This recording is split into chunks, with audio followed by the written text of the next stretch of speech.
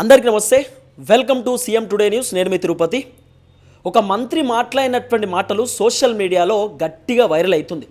ఎక్కడ చూసినా, ఇన్స్టాగ్రామ్ చూసినా, ఫేస్బుక్ చూసినా, యూట్యూబ్ చూసినా, వాట్సాప్లో చూసినా కూడా ఆ మంత్రి మాట్లాడినటువంటి మాటలే మొత్తం చక్కర్లు కొడుతుంది. ఆ వీడియో బయటికి రాగానే, సోషల్ మీడియాలో గట్టిగా సర్క్యులేషన్ కాగానే ముఖ్యమంత్రి రేవంత్ రెడ్డి ఆ మంత్రితో ఒక ప్రెస్ మీట్ పెట్టించిండు అనేది కూడా కొంత వినబడినటువంటి చర్చ. ఆ ప్రెస్ మీట్ పెట్టినటువంటి మంత్రి ప్రెస్ మీట్లో కూడా సేమ్ అదే ముచ్చడి చెప్తున్నాడు. రేవంత్ అన్నకు అర్థమైతలేదు ఈ మంత్రి ఎందుకు కాంగ్రెస్ని టార్గెట్ చేస్తూ మాట్లాడుతుండు.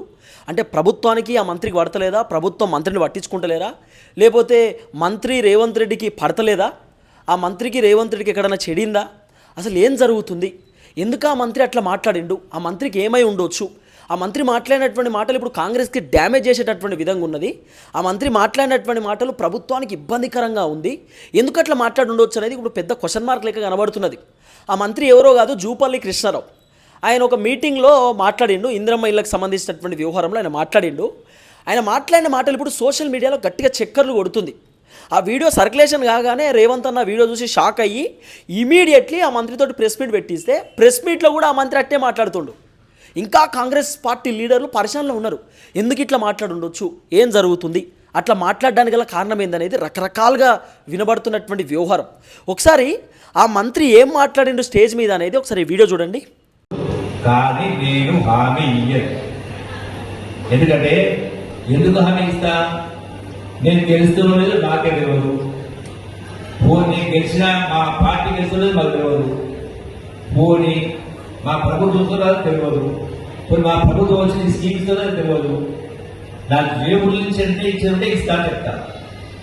మరి ఎవరో ఇచ్చిన ఏమని జరగడానికి అది మోసం మాట కాబట్టి నా హామీ ఇవ్వలేదు. ఇప్పుడు కూడా మీరు అడిగిన ప్రయత్నం చేస్తా. చూసిరు కదా, మంత్రి జూపల్లి కృష్ణారావు చెప్తున్నటువంటి మాట ఏంది తెలుసా? ఆయన చెప్తున్నాడు ఏమని, బ్రేకింగ్ న్యూస్, చేతులెత్తేసిన జూపల్లి అని చెప్పి ఇచ్చారు. వచ్చేసారి మా కాంగ్రెస్ పార్టీ గెలుస్తుందో లేదో తెలియదు, నేను మళ్ళీ గెలుస్తానో లేదో తెలియదు. ఇందిరమ్మ నమూనా గృహం ప్రారంభోత్సవం సందర్భంగా సంచలన వ్యాఖ్యలు చేసిన మంత్రి జూపల్లి కృష్ణారావు, నేను హామీలు ఇవ్వను, ఎందుకంటే వచ్చేసారి మా కాంగ్రెస్ పార్టీ గెలుస్తుందో లేదో తెలియదు, అందుకే నేను హామీలు ఇవ్వను, మా వంతుగా ప్రయత్నం మాత్రం చేస్తా, నా నియోజకవర్గంలోనూ హామీలు ఇవ్వను, ప్రజలకు ఏం పనులు కావాలో అని చెప్తా. విన్నారా? నేను హామీలు ఎందుకంటే అవి అయితాయో కాదో నాకు తెలియదు, నేను హామీలు తేవడానికి ప్రయత్నం చేస్తా తప్ప నేను హామీలు ఇవ్వలేను అంటున్నాడు జూపల్లి. మళ్ళీ ఏమంటున్నా, గెలుస్తానో గెలవనో తెలియదు నెక్స్ట్ టైం, ఒకవేళ నేను గెలిస్తే ప్రభుత్వం అధికారంలోకి వస్తుందో రాదో తెలియదు, కాంగ్రెస్ గవర్నమెంట్ వస్తే నేను గెలుస్తూ లేదు, పెద్ద క్వశ్చన్ మార్క్ లెక్క మాట్లాడిండు. అంటే జూపల్లికి కాంగ్రెస్ పార్టీ ఎమ్మెల్యేలు, ఎంపీలు, మంత్రులు, ఎమ్మెల్సీలకు అందరికీ క్లారిటీ ఉందేమో. ప్రభుత్వం పైన రైతులు విపరీతంగా కోపంతో ఉన్నారు, మహిళలు కోపంతో ఉన్నారు, వృద్ధులు కోపంతో ఉన్నారు, తర్వాత నియోజకవర్గంలో ఉన్న జనం కోపంతో ఉన్నారు. ఎందుకంటే కాంగ్రెస్ అధికారంలోకి వచ్చిన తర్వాత మహిళలకు 2500 అన్నారు, ఇవ్వలేదు, 500 రూపాయల గ్యాస్ సిలిండర్ అడపా దడపా, 200 యూనిట్ల కరెంటు అడపా దడపా, తర్వాత 4000 రూపాయల పెన్షన్ ఇంకా స్టార్టే కాలేదట, తర్వాత 15,000 రూపాయల రైతు భరోసా అని చెప్పి 12,000కే కుదించిర్రు. మళ్ళీ రేవంత్ రెడ్డి పచ్చబద్ధం చెప్తున్నాడు, జెండా ఎగిరేసినాక 12,000 హామీ ఇచ్చినామని చెప్పి, కౌలు రైతులకు 12,000 ఫెయిల్. ఇవన్నీ ఫెయిలియర్స్, పెద్ద దెబ్బ పడ్డది ప్రభుత్వానికి. ఇందిరమ్మ ఇండ్ల విషయంలో కూడా ఇల్లులు ఉన్న వాళ్ళకి ఇల్లులు ఇచ్చిర్రు, లేని వాళ్ళకి రాలేదని చెప్పి కొంత వినబడిన వ్యవహారం. తర్వాత కొత్త రేషన్ కార్డులు కూడా బగ్గ పైసలు ఉన్న వాళ్ళకి ఇచ్చిర్రు, పైసలు లేని వాళ్ళకి ఇవ్వలేదని చెప్పి ఇంకో వినబడినటువంటి వ్యవహారం. ఇవన్నీ ప్రభుత్వానికి పెద్ద చెడ్డ పేరు తీసుకొచ్చి పెట్టింది. తర్వాత నియోజకవర్గ ఎమ్మెల్యేలు అసలు తిరిగే పరిస్థితి లేదు, నియోజకవర్గాల్లో తింటుర్రు, పంటుర్రు, హైదరాబాద్లో ఉంటుర్రు, అంతే తప్ప నియోజకవర్గాల్లో జనాల పరిస్థితి ఏంది, జనం ఏమనుకుంటారు, ప్రభుత్వం పైన పాజిటివ్రా నెగిటివ్రా అని చెప్పి పోయే పరిస్థితి లేదు. పోనీ జూపల్లి కృష్ణరావు ఇట్లా మాట్లాడిండు కదా, ఇట్లా మాట్లాడినాక రేవంత్ రెడ్డి వీడియో చూసి మళ్ళీ ప్రెస్ మీట్ పెట్టిస్తే ఆ ప్రెస్ మీట్లో కూడా సేమ్ నేను ఉన్నదే చెప్పినా అంటుండు, నేను ఉన్నదే చెప్పినా, దాంట్లో వేరే భిన్నాభిప్రాయం ఏం లేదు, ఉన్న ముచ్చట్నే మాట్లాడినా అంటున్నాడు. ఆయన ప్రెస్ మీట్ పెట్టి గాంధీ భవన్లో ఏం మాట్లాడినది కూడా చాలా కీలకమైన పాయింట్. ఈ వీడియో చూడండి. జూపల్లి గారు అస్త్రాలు వదిలేసిండ్రు, నైరాశ్యలు ఉన్నారు, నిరాశలు ఉన్నారు, మాట్లాడుతూ ఉన్నారు, ఏ పార్టీకి తెలియదు కింద. అంటే అసలు వాస్తవం నేను మాట్లాడింది ఏంది, వీళ్ళు మీడియాలో ప్రచారం చేస్తున్నది ఏంటి, నేను తప్పు మాట్లాడినా అబద్ధం ఉన్న వాస్తవమే మాట్లాడినా. చూసిరు కదా, ఒక 18 సెకండ్ల వీడియో ఇది. జూపల్లి కృష్ణారావు చెప్తున్నాడు, నేను తప్పేం మాట్లాడలే, నిజమే మాట్లాడినా, వాస్తవానికి మేము గెలవో తెలియదు కదా, తెలియదు కాబట్టే మాట్లాడినా, నాకేం తెలుస్తుంది అని చెప్పి జూపల్లి చెప్తున్నటువంటి మాట. అంటే అందరు క్లారిటీకి వచ్చిరు, రేవంత్ రెడ్డి కూడా క్లారిటీకి వచ్చిండు, నాకు 100% గెలిచే అవకాశం లేదని క్లారిటీలో ఉన్నాడు. ఇప్పుడు మంత్రుల వర్షన్, ముఖ్యమంత్రి వర్షన్ ఏంటంటే ఒక మంత్రి పదవిలో ఉన్నటువంటి వ్యక్తి అట్లీస్ట్ మేమే అధికారంలోకి వస్తాం, మా గవర్నమెంటే ఫామ్ అవుతుంది, మేము 6 గ్యారెంటీలు ఇస్తున్నాం, 420 హామీలు అమలు చేస్తున్నాం, అతి త్వరలో ఇంకా మిగిలిపోయినాయి అన్నీ ఇస్తామని చెప్పి చెప్పాలి. కానీ ఈ మంత్రి గెలుస్తామో గెలవమో తెలియదు, హామీలు నేను ఖచ్చితంగా గ్యారంటీ ఇస్తా అని చెప్పి చెప్పను, నేను జస్ట్ మీకు మాట ఇస్తా గంతే, ఇచ్చే ప్రయత్నం చేస్తా తప్ప మీకు కన్ఫర్మ్ చేస్తా అని చెప్పి నేను చెప్పను అని చెప్పి మంత్రి జూపల్లి చెప్తున్నాడు. ఈ వీడియోలు చూసినాక మొత్తం పరిశానలో ఉన్నారు కాంగ్రెస్ పార్టీ లీడర్లు. అరే ఎవరైనా మేము చేస్తాము అవుతుంది అనాలి, కానీ ఈయనేంది ఏం చెప్తలేడు, చెప్పలేము మా వల్ల కాదని చేతులు ఎత్తేస్తుండే ఏంది అని చెప్పి కాంగ్రెస్ పార్టీ లీడర్లు పరిశాన్ అవుతున్నారు. మళ్ళీ ఇదే జూపల్లి కృష్ణారావు పార్టీ మారిన 10 మంది ఎమ్మెల్యేల గురించి కూడా ప్రెస్ మీట్లో మాట్లాడిండు. ఇప్పుడు స్పీకర్ సార్ ఏం చేసిండు, పార్టీ మారిన ఎమ్మెల్యేలకు నోటీస్ ఇచ్చిండు, అసలు మీరు పార్టీలు మారిరా లేదా గిల్లనే ఉన్నారా ఏం చేస్తున్నారు అనేది చెప్పమని చెప్తే ఈ ఎమ్మెల్యేలు కొంతమంది ఏం చేశారు, లిఖితపూర్వకంగా స్పీకర్ సార్కి రాసి పంపించారు. సార్ మేము పార్టీ మారలేదు, బీఆర్ఎస్లోనే ఉన్నాం, బీఆర్ఎస్లోనే కంటిన్యూ అవుతున్నాం, మేము రేవంత్ రెడ్డిని కలిసింది ఏదో ముఖ్యమంత్రి కాబట్టి కలవడానికి పోయినాం అంతే తప్ప అంతకు మించి ఏం లేదని చెప్పి ఎమ్మెల్యేలు లిఖితపూర్వకంగా రాసిచ్చారు.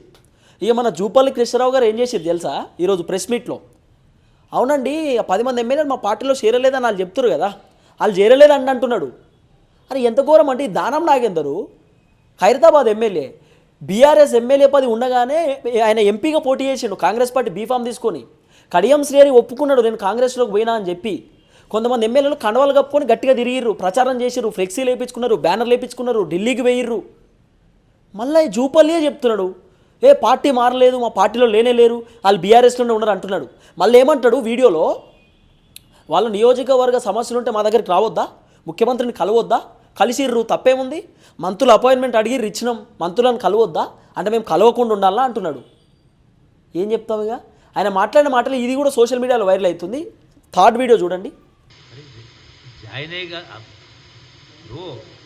కోర్టు చట్టంలో ఉంది, కోర్టు తీర్పులో ఉంది, స్పీకర్ పరిధిలో ఉంది, జాయిన్ అయ్యగాలి వాళ్ళు చెప్తుంటే మీరు జాయిన్ అయ్యాక ఎందుకు వస్తుంది ఇష్యూకి వస్తుంది?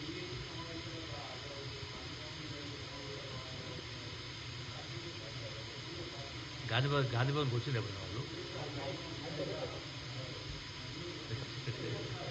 అరే ఇబ్బంది సరే నేను చెప్తే కదా, ఇప్పుడు ఒకవేళ పని కోసం వస్తే వచ్చి ఉండొచ్చు, మంత్రి నాకు దొరుకుతాడు, అరే మంత్రి జూపల్లి దొరుకుతాడు, 4 రోజులు అయింది, మరి సస్తారా వాళ్ళు? 4 రోజులు అయింది మంత్రి దొరకలేడు, అర్జెంటుగా ఆ నియోజకవర్గం ప్రజలు తాగునీటి సమస్య ఉంటే ఇంకోటి ఉండొచ్చు, చెరువు తెయిపోయిందో కుంట తెయిపోయిందో 4 రోజులకి మంత్రి దొరకలేడు, మరి 4 రోజులు అట్లే ఉండాలా? Okay thank you. చూసిరు కదా మంత్రి జూపల్లి చెప్తున్న మాట. అవునండి ఉత్తగానే గెలవనికి వచ్చిరని చెప్పి ఆయన చెప్పేటటువంటి కార్యక్రమం చేస్తున్నాడు. ఏది ఏమైనా ఓవరాల్గా ఒక క్లారిటీలోకి వచ్చినారు. జనం కూడా ప్రభుత్వం పైన మండిపడుతున్నారు, ప్రభుత్వం పైన భయంకరమైనటువంటి వ్యతిరేకంగా ఉన్నారు. మామూలు వ్యతిరేకత కాదు, కండ్లు బయర్లుగా వ్యతిరేకత ఉంది బయట జనాలకు పోతే. యూరియా బత్తాలు లేక ప్రభుత్వాన్ని తిడుతుర్రు. ఇప్పుడు రేవంత్ రెడ్డి ఏమనంటే కేంద్ర ప్రభుత్వం నుండి యూరియా రావాలి, కేంద్ర ప్రభుత్వం నుండి వస్తలేదంటే రాష్ట్ర ప్రభుత్వం కేంద్రం పైన ప్రెజర్ పెడితే ఎందుకు రావు? రాష్ట్ర ప్రభుత్వం కేంద్ర ప్రభుత్వానికి చెప్పాలి కదా, మీరు యూరియా బత్తాలు ఇవ్వకపోతే మా ప్రభుత్వం డ్యామేజ్ అవుతుంది, జనాలు మమ్మల్ని తిడుతుర్రు, జనాలకు తెలియదు కదా ఇప్పుడు కేంద్రం నుండి రావాలని చెప్పి. రాష్ట్ర ప్రభుత్వం అనే అనుకుంటారు, రేవంత్ రెడ్డి పాలనే అనుకుంటారు, కేంద్ర ప్రభుత్వం అని ఎట్ట తెలుస్తే జనాలకు? మీ వల్ల మేము బద్నాం అవుతున్నాం, యూరియా బత్తాలు తేరి అంటే వాళ్ళు తేరా? బండి సంజయ్ కిషన్ రెడ్డికి ప్రెజర్ చేస్తే వాళ్ళు తేరా? ఎందుకు చెప్తలేరు, ఎందుకు ప్రెజర్ చేస్తలేరు? చేయకపోవడానికి గల కారణం ఏంది? ఇట్లా రకరకాలుగా ఒక్కొక్క చర్చ నడుస్తుంది. ఏది ఏమైనా కొంత డేంజర్ జోన్లో ఉంది ప్రభుత్వం. ఇటు మంత్రి జూపల్లి కృష్ణారావు మాట్లాడిన తర్వాత రకరకాల చర్చలు వస్తున్నాయి బయట.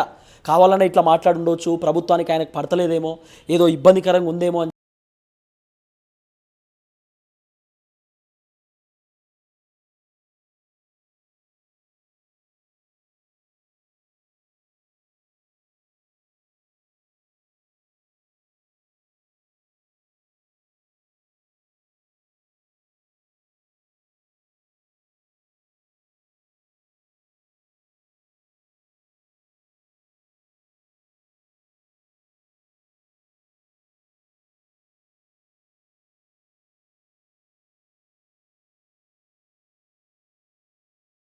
₹2,500 ఇవ్వద్దా?